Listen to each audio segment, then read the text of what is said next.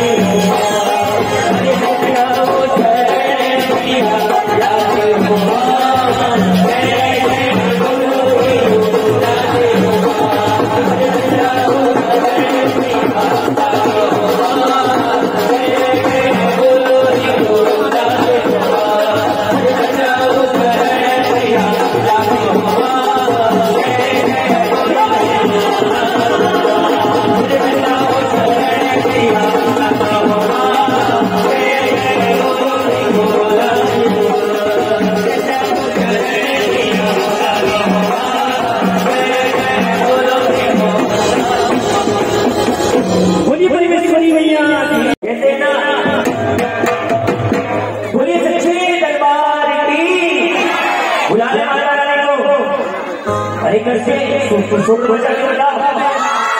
बुला ले ऐसे उठाओ पूरे हाथ मेरे भाई लोग इधर से भी पूरे हाथ रेडी है सिर्फिया उठाओ पूरे हाथ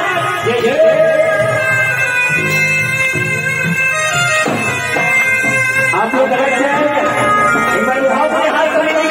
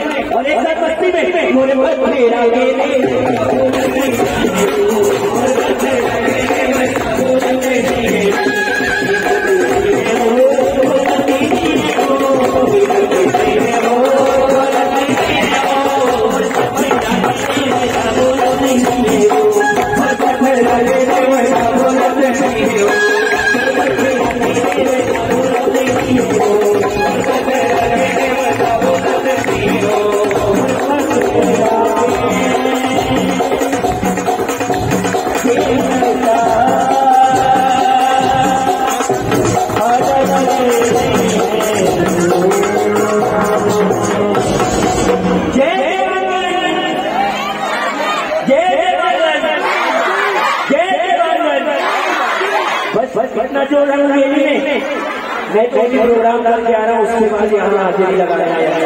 तो कौन कौन आशीर्वाद देगा पूरी पूरी आपके लिए से चल के आए एक बार पूरे हाथ उठाया और एक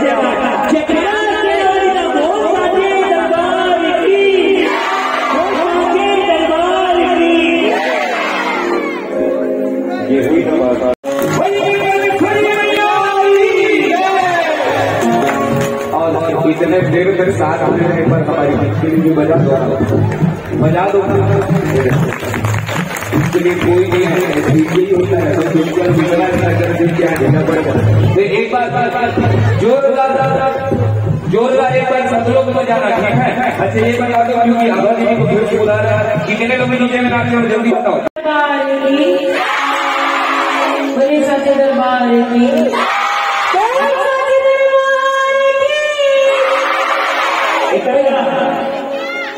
पैर बदल ले कमेटी वाले जितने भाई लोग मेरे साथ हो ना, है ना, आप खड़े हो जाओ और पूरे हाथ जाओ भाई लोग जितने, और उधर जितने भैया लोग बैठो आप लोग ने मेरे साथ हो ना, उठाओ पूरे हाथ और एक एक सांसों को खींच के, सांसों को खींच के और एक साथ बोलिए सिया बोलिए रामचंद्र की जय, बोलिए परमेश्वर मैया की ठीक है, ताकि पूरा मुंगेरी शहर अभी तक साउंड वाला हमसे परेशान था, हम साउंड वालों को परेशान करेंगे। और कहना क्या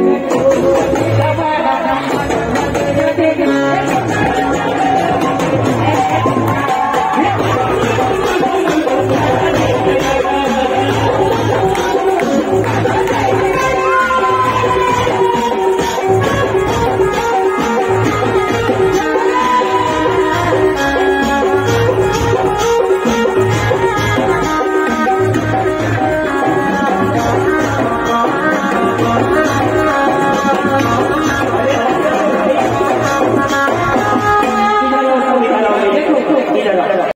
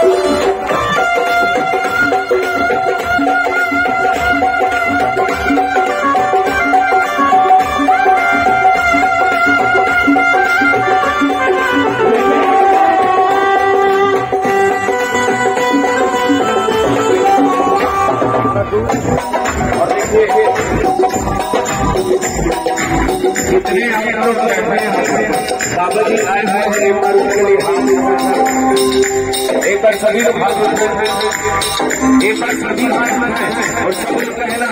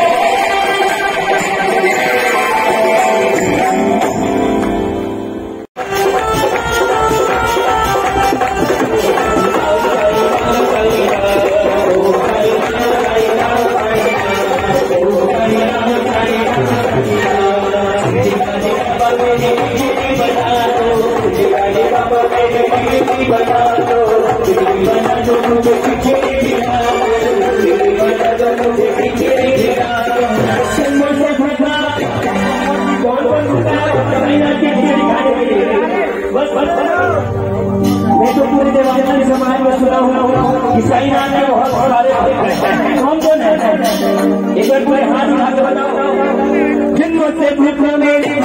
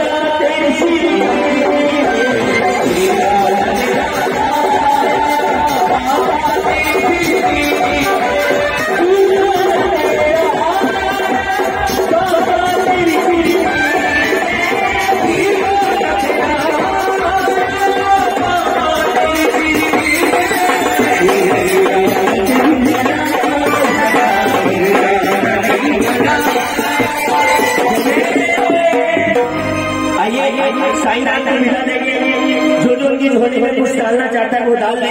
एक बार जो जो सतगुरु साईं को महाराज को मानता है, जितनी मेरी माता बहन बैठे एक बार पूरे हाथ उठा ले, पूरे हाथ, एक ही हाथ नीचे, पूरे हाथ। मैंने कहा ना कि जिंदगी में कभी खुशी कभी कम होता है और ताली नहीं बजाता है किसके बाजुओं में, ताली ऐसे नहीं भजन में बजाना है। पूरे हाथ एक साथ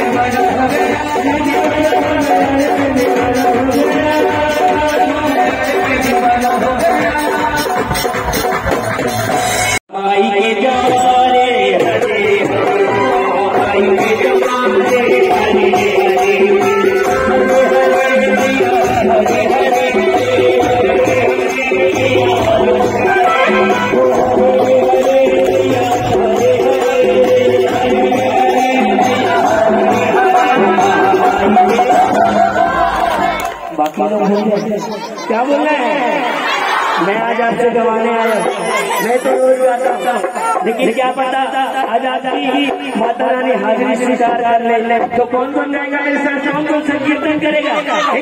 ओ महामाई के, ओ बमलाई के, इधर वाले मेरे साथ गाने तैयार है। आपको अलग से आए हो क्या? आप अलग से आए हो? उठाओ पूरे हाथ, जितने बैठे माता रानी कर भी पूरे हाथ। अरे महामाई समलाई परमेश्वरी माई के जमाने हरे हरे महामाई जमाने हरे हरे हरे हरे मैया हरे हरे हरे हरे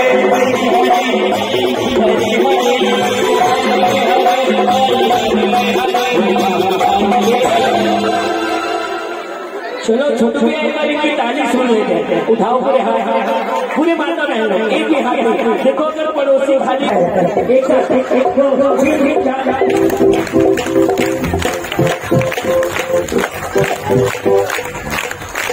ओ महामाई के कमलाई के कमलाई के डोंगर गढ़वाली के ओ महामाई के भावना के हाथ जोड़े जवाने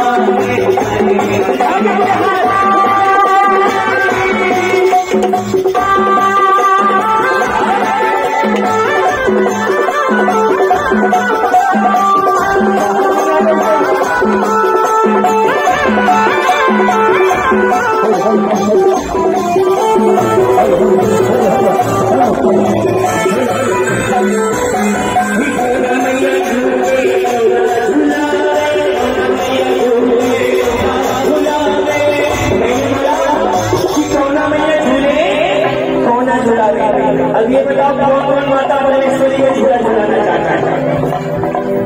सबकी नहीं गाया हो जाएगी, झूला झुलाओ। उठाओ और एक साथ हरे कौना मैया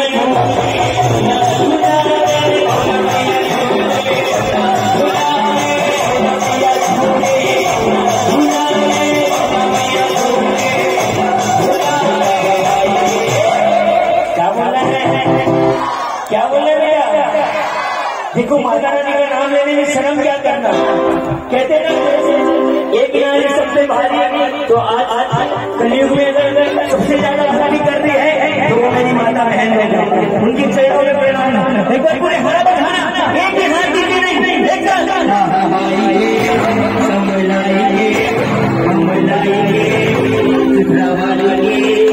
सबसे माएंगे उठाओ ना पूरे हाथ जवाले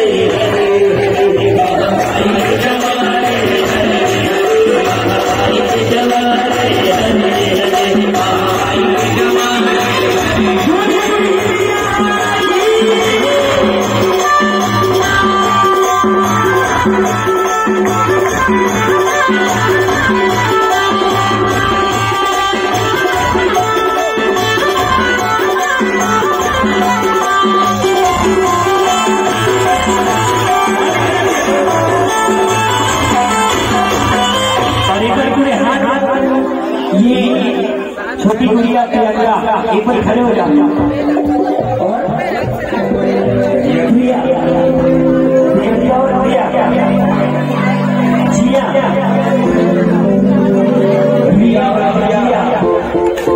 इतना सुंदर डांस किए हैं और ये जिसके भी बच्चे हैं इनको दिल से आशीर्वाद है।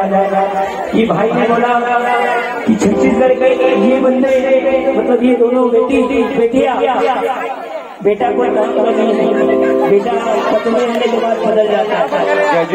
गलत बात है, गलत बात है। एक चीज बोलूंगा, अगर अच्छा लगेगा तो जरूर ताली बजाना कि माँ की दुआ कभी खाली नहीं जाती और भगवानों से भी वो बात कभी ताली नहीं जाती।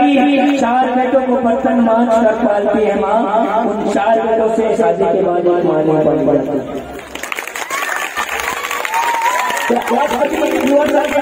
संदेश देना चाह रहा हूँ कि बेटा तो जीते जी एक फूल को तारता है, लेकिन बेटिया जीते जी 2 फूल को तारती है। तो आप सभी से निवेदन है कि रिया और जिया को ज्यादा सपोर्ट करें और ऐसे ये 2 बच्चे छत्तीसगढ़ से मुंबई जाना चाहिए।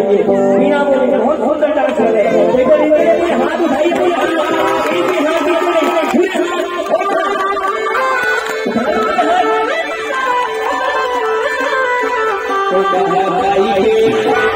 जाइए उमा हमारी परमेश्वरी बाई। अब ये दोनों डांस करेंगे, आप लोग इनके स्वागत के लिए पूरे हाथ उठाना, एक भी हाथ पीछे नहीं करना, अपना आशीर्वाद देना और एक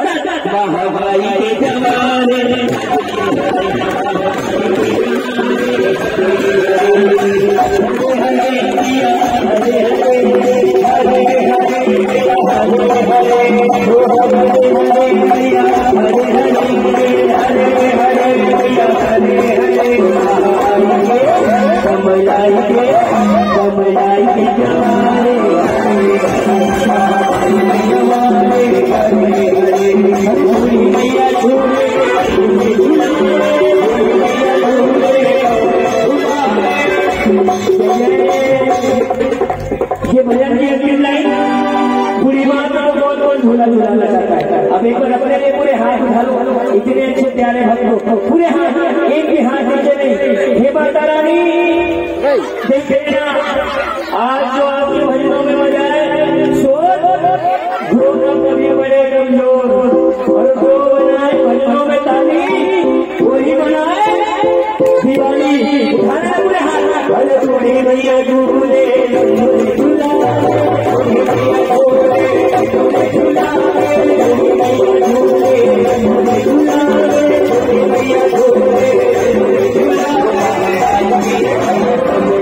Yeah.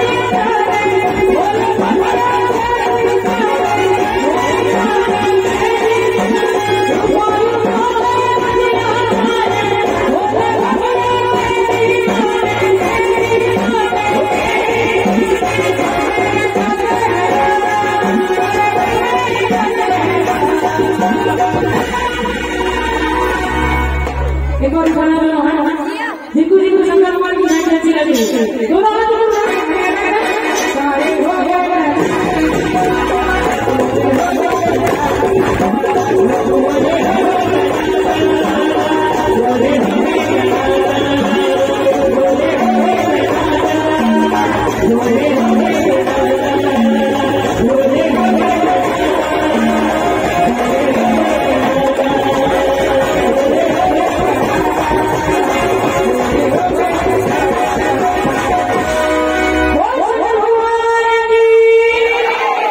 चलिए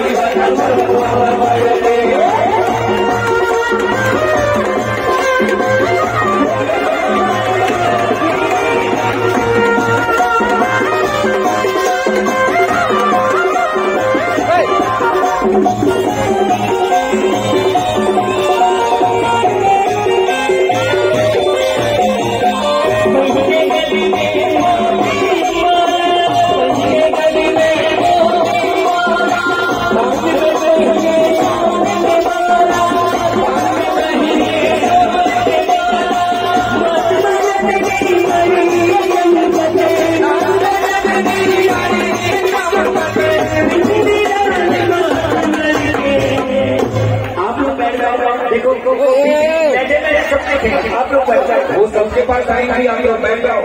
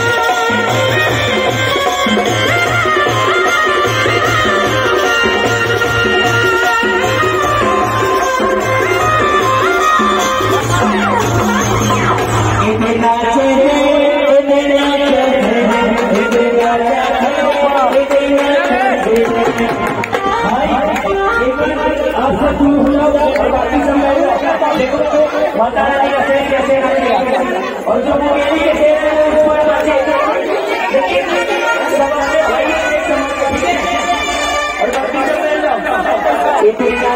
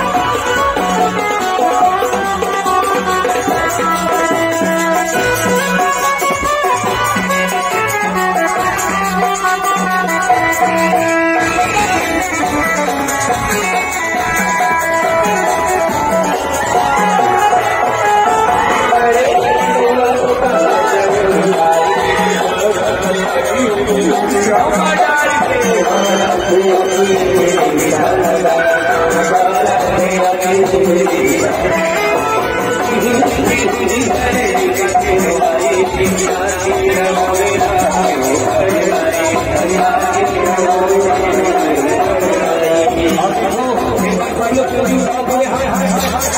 से उठा लो, जल्दी से उठाओ, अरे उठा लो दीदी लोग, और सब लोग मेरे साथ रहना। आधी रात हो गई अब तो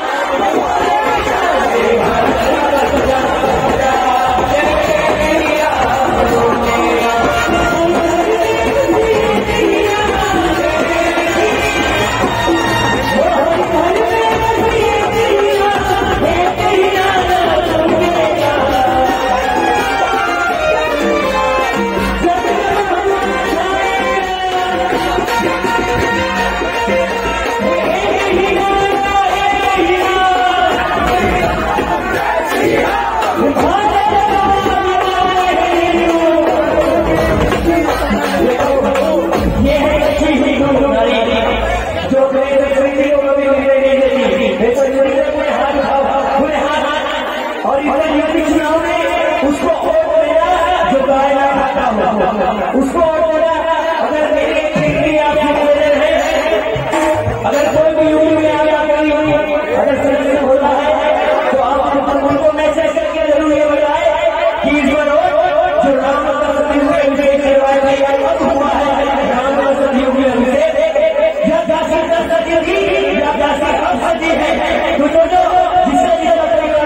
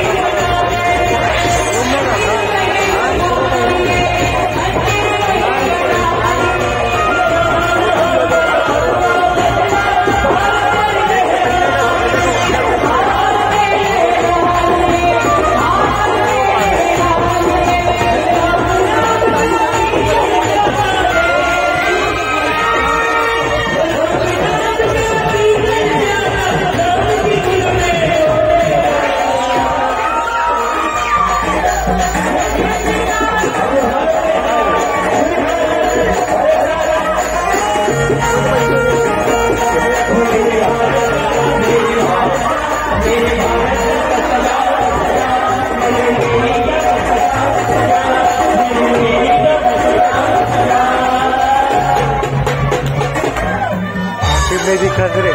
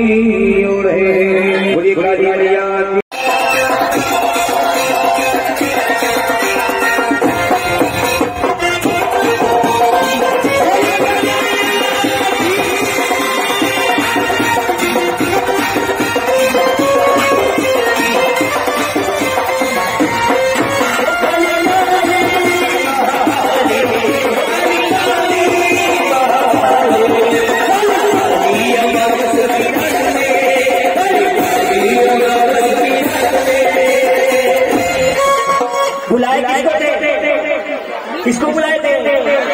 आया कौन? क्यों? क्योंकि आपकी ताली नहीं बज रही है। अब बुलाने को उठाओ, पहले ऐसे ऐसे उठाओ, पूरे हाथ से भी एक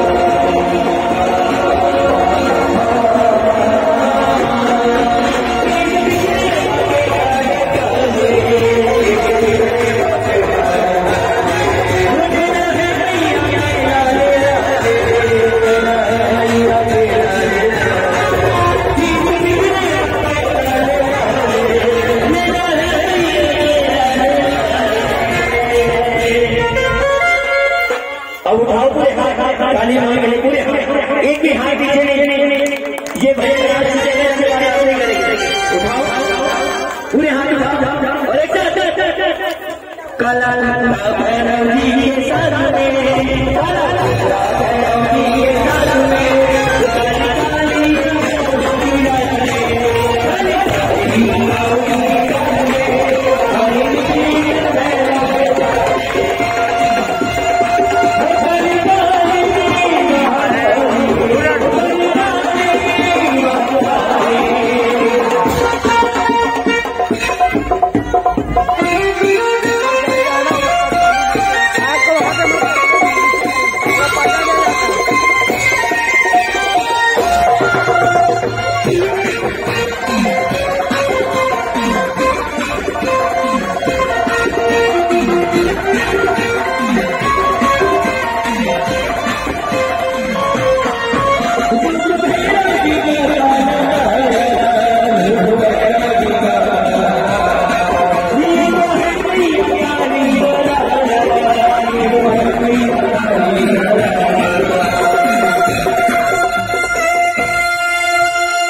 एक बार उठाओ पूरे हाय हाय माँ काली के लिए ऐसे नहीं पूरे हाय अरे अरे तोला बंदा गाई तोला बंदा